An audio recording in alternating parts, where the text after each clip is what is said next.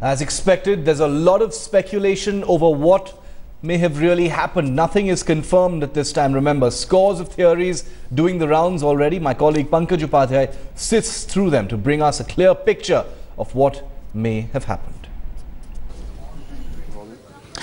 We are trying to put into some sort of a perspective as to what could have really happened with AirAsia Indonesia QZ8501. Various bit of information that we really have, we are trying to piece together. First of all, this is the map. Now, this is the red marks that you're seeing here. This was the designated path which this AirAsia Indonesia flight was supposed to take. And the blue line that you see is the actual path that it really took. Now, it is not unusual for the pilot to seek a deviated path if it wishes to maneuver, seeing a very heavy cloud cover.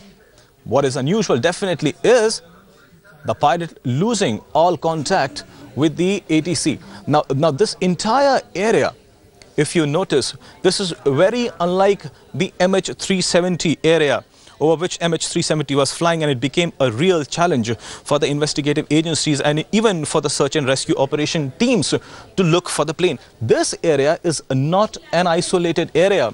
It is a very heavy air traffic prone area. So it is very difficult to understand as to how the pilot of this plane could lose contact with the ATC. Now, after having a word with the various air experts, we have put in the various pointers where we would try and understand as to what could have possibly happened. If in this entire region, considering that the weather was very turbulent and if there was an air explosion, there would definitely be debris around. There is an umbrella of satellites all over. There are sensors. So debris would be found. There is no report on that front. Secondly, if there was an engine failure, the pilot would definitely have time to report of the same to the ATC.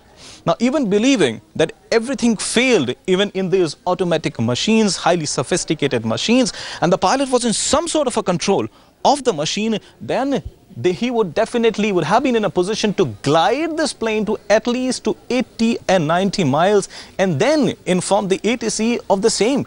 Whether that really happened, we don't know. Now, this blue line that you are seeing, the deviated path, considering that this was the path it had taken and it deviated from that front, the ATC would have definitely known. But cruising at around 32,000 feet to 35,000 feet, imagining if there was a sudden depressurization inside the plane as well, then the pilots would have donned their oxygen masks, descended to a lower altitude and then got in touch with the ATC as well.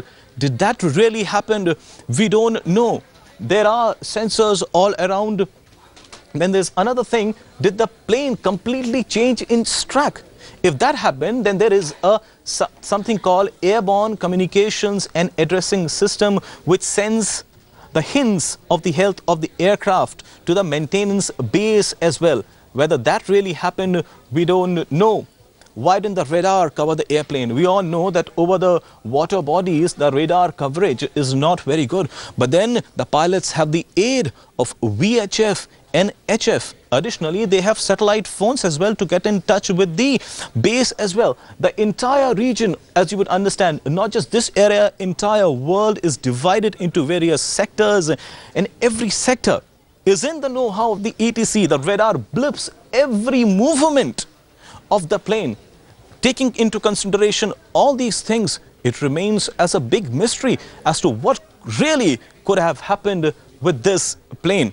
The investigative agencies plus AirAsia Indonesia at this point of time are not revealing much. Perhaps they are in the know-how, they do have some sort of a hint, but then for the near and dear ones of the people who are on board, this is a devastating news. And unless and until AirAsia Indonesia themselves come out and give a statement, all of this remains in the realm of speculation. With camera person Zahir Bagh, this is Pankaj Upadhyay reporting for Headlines Today.